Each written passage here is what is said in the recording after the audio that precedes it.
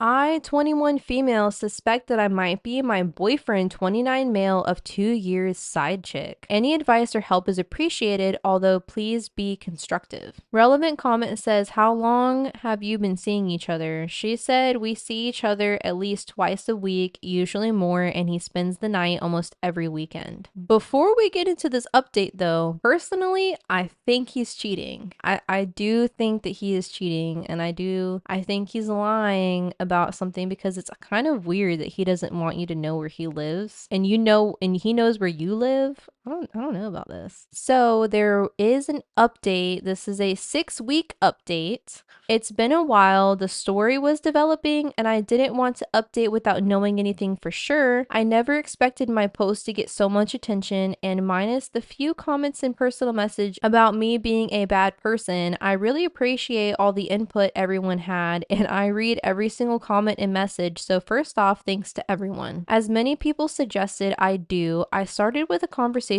with Tim where I made very clear how much the whole situation bothered me and why it was an issue for me. I tried to show him things from my perspective and tried to make him understand why I was so upset. He said he understood and apologized profusely. He cried and I cried. He said it was never his intention to hurt me and that he hadn't realized this had been such a large issue for me and that he had been selfish about it. He said he was going to change and that I would meet his friends and see where he's staying and get to Skype with his family, etc., etc.